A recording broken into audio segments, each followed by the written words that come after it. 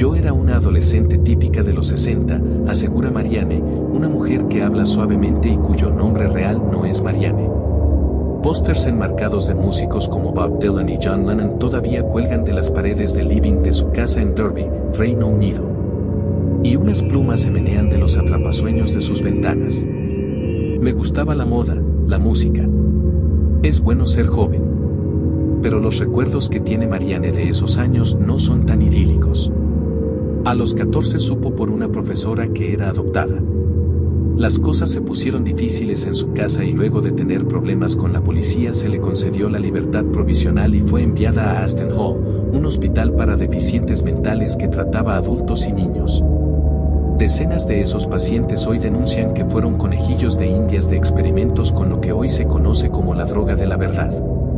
Muchos de ellos aseguran haber sido víctimas de experimentos realizados por el entonces superintendente del hospital, Kenneth Milner, quien utilizaba una droga denominada amital de sodio. Hoy se la conoce como droga de la verdad, porque se le atribuye la capacidad de desencadenar recuerdos bloqueados. Marianne recuerda una sesión con el doctor donde fue desnudada, obligada a usar una bata blanca y se le dijo que se le harían algunas preguntas. Entonces se le inyectó una droga que la sedó fuertemente. Recuerdo que era como estar borracha. Le decía, siento como que me hubiera tomado una botella de gin, como si me hubiera tomado 2 botellas. Me acuerdo que le decía, Feliz Navidad, doctor. Su relato coincide con los de otros pacientes que recuerdan haber sido encerrados en un pequeño cuarto de tratamiento con un colchón en el suelo. Algunos afirman que les ataban las manos antes de inyectarlos. Según su ficha médica, se les administraba 60 miligramos de amital de sodio. Pero, ¿qué tramaba realmente Milner en el hospital de Aston Hall? Un experto cree que Milner practicaba narcoanálisis, una terapia usada durante la Segunda Guerra Mundial para tratar a soldados en estado de shock. Se pensaba que los hombres que experimentaban el horror de las batallas a veces reprimían lo que les había pasado. Y esto transformaba el trauma en parálisis física o depresión. La psicoterapia tradicional, en la que se les pide a los pacientes hablar sobre sus sueños con la esperanza de descubrir traumas escondidos, tomaba mucho tiempo. Y los soldados necesitaban volver al frente de batalla. Así que los psiquiatras comenzaron a usar amital de sodio, lo que los desinhibía.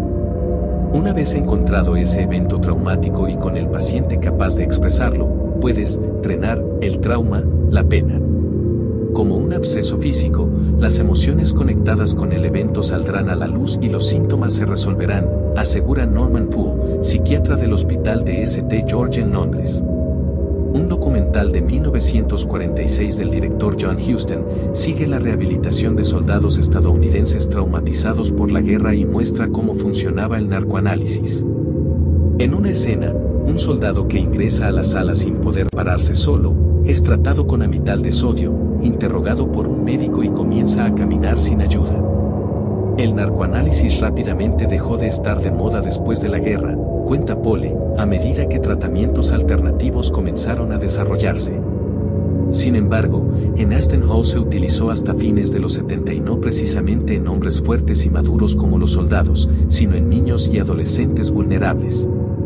No es solo el uso de la droga lo que está en cuestionamiento hoy, sino lo que Milner está acusado de haber hecho luego de que sus pacientes estuvieran bajo la influencia del amital de sodio.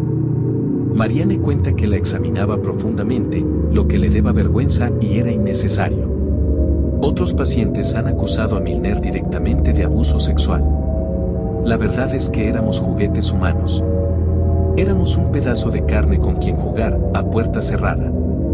Y este hombre, este monstruo, se suponía que nos estaba protegiendo, relató Barbara O'Hare, una de las innumerables pacientes que denunció haber sido víctima de los experimentos de este lugar, para el periódico británico, Daily Mail, en 2018. A todos, sin excepción, los sometía a un tratamiento tan escalofriante como desconcertante, desnudarse, bañarse, administrar medicamentos mediante inyección, amital de sodio, antes de vestirse con una chaqueta pesada descrita como similar a una camisa de fuerza. Me desnudaron, me pusieron en una habitación acolchada, todo era blanco. Me dieron una inyección, a continuación, me pusieron un cojín sobre la cara, que cubría todo excepto mi nariz. Y luego vertieron éter en mi cara. relata Trevol, quien indica que fue sometido a tratamientos dudosos mientras estuvo internado en el Ashton Hall. Pero los pacientes bajo la influencia de la mitad de sodio quedan en un estado de semiconciencia, por lo que existe el peligro de que hacerles preguntas guiadas conduzcan a hacerlos creer que algo sucedió cuando, en realidad, nunca pasó. Tratamiento utilizado el supuesto suero de la verdad. Durante los 80 y 90 la droga fue el centro de varias demandas por pacientes que falsamente creyeron que habían sido víctimas de abuso. Uno de los casos más conocidos fue el de un ejecutivo de California que demandó a su psicoterapeuta y ganó $500,000 luego de que su hija lo acusara de abuso sexual tras la terapia. Amital de sodio fue utilizado como parte del tratamiento. No es la droga de la verdad, dice Elizabeth Loftus, una experta en memoria de la Universidad de California, Irvine. Es peligroso a la hora de recuperar recuerdos prístinos, precisos, que han sido reprimidos. Sandra, otra paciente de Ashton Hall, cree que puede haber sido víctima de falsos recuerdos. Luego de 9 o 10 sesiones en el hospital, Milner le dijo, finalmente llegamos al fondo del asunto. Fuiste un hueso duro de roer. Durante el tratamiento, le dijo, ella reveló que su padre la había abusado sexualmente cuando niña. Esto la destruyó. Estaba tan molesta, completamente devastada.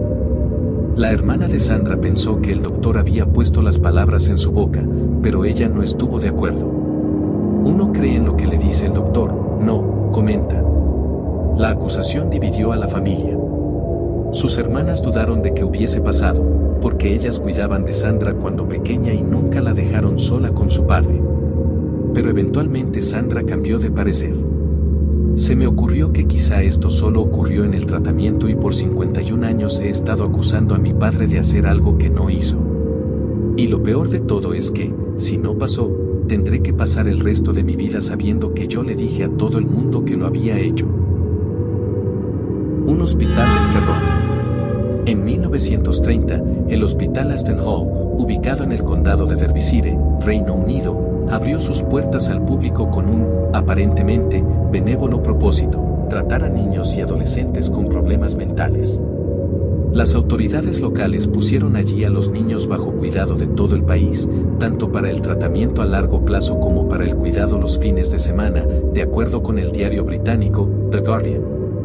Hasta su clausura, en 1993, a nadie, excepto a los directos implicados, se le cruzaba por la cabeza que dentro de los imponentes muros y los desgastados barrotes del prestigioso centro psiquiátrico tenía lugar una espantosa pesadilla. A simple vista, Ashton Hall no es más que un imponente, tranquilo y bonancible complejo residencial ubicado en la ciudad de Derby, Reino Unido. Desafortunadamente, para los ciudadanos ingleses, la comunidad científica y las decenas de niños que vivieron en carne propia el terror detrás de sus barrotes, esto no siempre fue así. Su majestuosa fachada, venerables cimientos, increíbles paisajes y envolvente ambiente de serenidad fueron elementos que durante mucho tiempo engañaron a todos los pobladores de la zona, pero no lo hacen más. Ashton Hall, lejos de ser el hospital psiquiátrico modelo al que acudían niños y adolescentes vulnerables de todo el país, era el epicentro de los más crueles, aterradores y macabros experimentos. De no haber sido por un grupo de personas que fotografió el hospital justo antes de su derrumbamiento, tal vez las historias de los pacientes hubiesen quedado enterradas en el olvido, junto con las montañas de ilusión, esperanza y confianza que depositaron, en vano, en el centro psiquiátrico británico. De la mano de las imágenes, los primeros atisbos de verdad comenzaron a salir a la luz. Decenas de personas denunciaron haber sido víctimas de macabros, ilegales e inhumanos experimentos por parte de Kenneth Milner, el superintendente médico en Ashton Hall desde 1954 hasta la década de 1970. Tras las arduas investigaciones por parte de las autoridades británicas, se logró establecer que al menos 65 niños fueron abusados mientras Milner fungía como superintendente del hospital. Abuso sexual, agresión indecente y crueldad infantil son solo algunas de las acusaciones que hubiese recaído sobre el antiguo superintendente de no haber sido porque murió en el año 1976, mucho antes de poder rendir cuentas ante la justicia. A las denuncias de abuso sexual, se sumaron declaraciones de una paciente que dice fue golpeada mientras intentaba resistir el tratamiento, mientras que a otra, presuntamente, Le tiraron del cabello repetidamente para obligarla a tomar medicamentos. No todo lo que brilla es oro y, para muestra de un botón, está Aston Hall, un prometedor hospital psiquiátrico que sucumbió ante un reinado de terror y una lista incalculable de abusos disfrazados de buenas intenciones.